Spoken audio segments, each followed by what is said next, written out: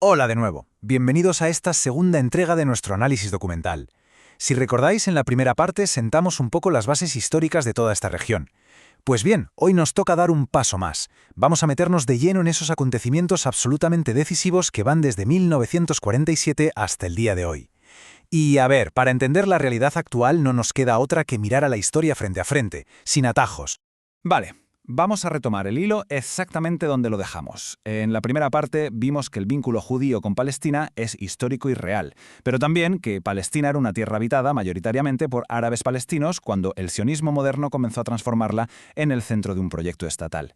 Tener esto claro es clave, de verdad. Nos sirve para anclar muy bien estas dos realidades históricas paralelas antes de entrar a ver cómo estalló verdaderamente el conflicto abierto.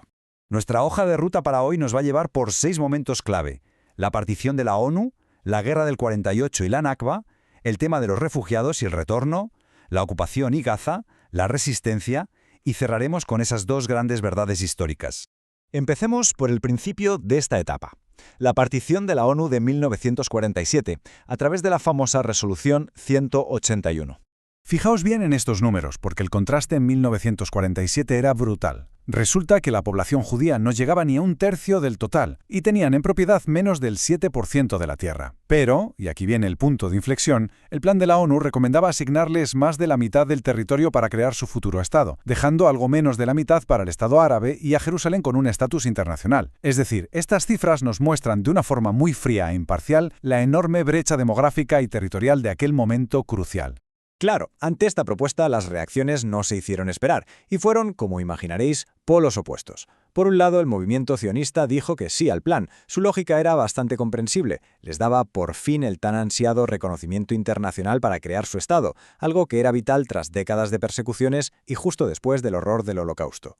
Pero por la otra parte, los líderes árabes y palestinos lo rechazaron tajantemente, y también tenían su lógica. Para la mayoría árabe era simplemente inaceptable que alguien desde fuera dividiera su tierra y les quitara soberanía sin siquiera contar con la aprobación de los que vivían allí. Así que, resumiendo, la partición fue un hito legal importantísimo, sí, pero la población local la vio como algo totalmente desequilibrado en la práctica. Y esto nos lleva inevitablemente al segundo punto: la guerra de 1948, la Nakba y el éxodo masivo.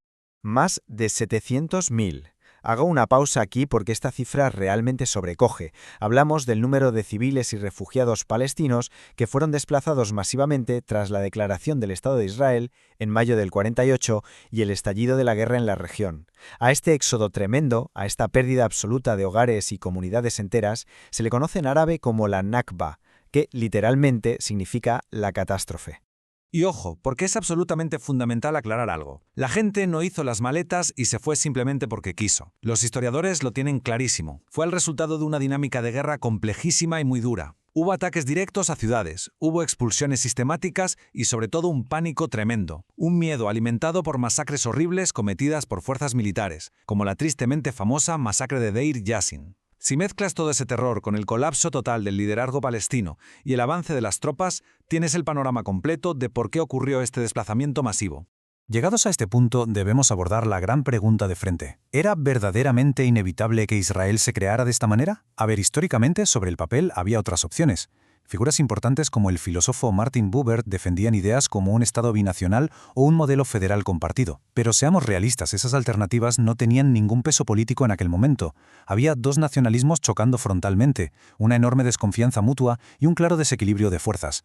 Tratar de forzar un Estado con mayoría judía en una tierra donde la inmensa mayoría era árabe hacía que un desplazamiento de este calibre fuera estructuralmente casi inevitable. Vamos al tercer punto: los refugiados y el derecho de retorno. Una crisis abierta. El drama histórico no acabó con la huida en el 48. El problema real se enquistó por la decisión posterior de Israel de no dejarles volver a sus casas. Justo después de la guerra, Naciones Unidas intentó poner cierto orden con la Resolución 194. Lo que decía era muy claro: los refugiados que quisieran volver y vivir en paz debían poder hacerlo, y si no, debían recibir una compensación económica. Bueno, pues este documento, esta promesa, sigue siendo el pilar central de las reclamaciones palestinas hasta el día de hoy. De hecho, para entender de verdad la postura palestina, hay que grabarse a fuego que la Nakba no es un capítulo cerrado en un libro de historia polvoriento, es una realidad viva del día a día que se hereda de padres a hijos. Hablamos de generaciones enteras viviendo en campos de refugiados, familias que conservan las llaves de casas que ya no existen y una identidad nacional profundamente marcada por una falta de reparación que francamente sigue doliendo igual que el primer día. Pasamos al punto 4. Damos un salto en el tiempo hacia el control territorial desde 1967, la ocupación y el caso de Gaza. Si miramos la línea del tiempo general, tenemos la partición en el 47, la guerra en el 48, y de ahí nos vamos a otro año bisagra, 1967. Es ahí cuando Israel pasa a ocupar militarmente Cisjordania, Jerusalén Este y la Franja de Gaza. Esa onda expansiva de ocupación y conflicto constante a lo largo de décadas es la que nos arrastra directamente a la violencia brutal y la crisis de 2023. Como veis, se trata de una fragmentación territorial imparable que no ha hecho más que asfixiar a la población. Y es que para la gente de Cisjordania o Jerusalén Este, la ocupación militar no es un tema de debate en las noticias, es una realidad física y diaria. Hablamos de asentamientos israelíes que no paran de crecer comiéndose el terreno, cientos de barreras y controles militares que te complican ir a la escuela o al hospital, demoliciones de casas y una violencia creciente por parte de los colonos. Para los palestinos, el Estado vecino no es solo eso, un vecino, sino una potencia militar que tiene el control absoluto de sus vidas, de su capacidad de moverse y de sus derechos más básicos. Y luego, por supuesto, está el caso extremo de Gaza.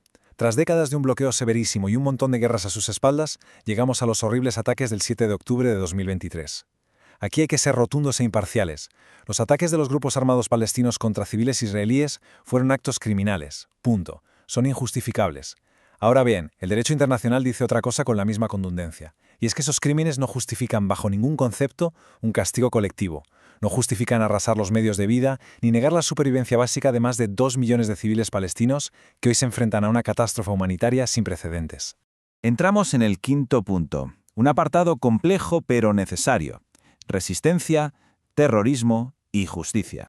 Cuando analizamos cómo funciona el sistema judicial bajo la ocupación, destaca de inmediato un mecanismo tremendamente polémico: la detención administrativa. El gobierno israelí suele decir que es una simple medida de seguridad preventiva.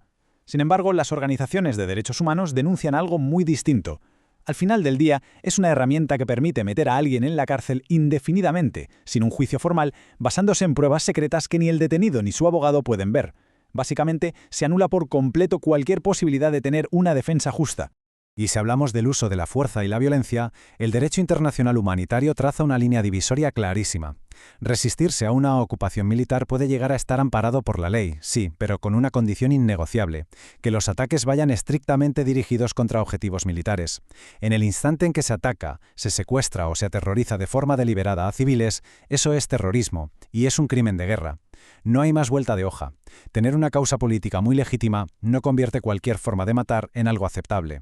Ese es el parámetro moral que no podemos perder de vista en todo este conflicto. No se puede y no se debe romantizar el asesinato de personas inocentes justificándolo como resistencia. Y, exactamente por la misma regla de 3, llevar el uniforme oficial de un Estado o su bandera no te da un pase libre para cometer bombardeos desproporcionados o expulsar a la gente de sus casas. Aquí no sirven las falsas simetrías. Un crimen de guerra contra civiles es un crimen, lo cometa quien lo cometa. Y llegamos así al sexto y último punto: 2 verdades históricas y reales. Y me gustaría cerrar este análisis con la misma idea fundamental que ha vertebrado todo nuestro recorrido. Fijaos en esto: el vínculo judío con Palestina es histórico y real. El despojo palestino también lo es. El error más peligroso que podemos cometer es usar una verdad para intentar borrar la otra. No se puede construir justicia ni paz intentando negar el inmenso trauma de unos o invisibilizando la catástrofe y la ocupación de los otros. La gran pregunta que nos queda votando ahora, el verdadero reto para todos nosotros y para la comunidad internacional, es ¿cómo se construye un futuro de paz compartida cuando 2 pueblos tienen un derecho innegable sobre la misma tierra?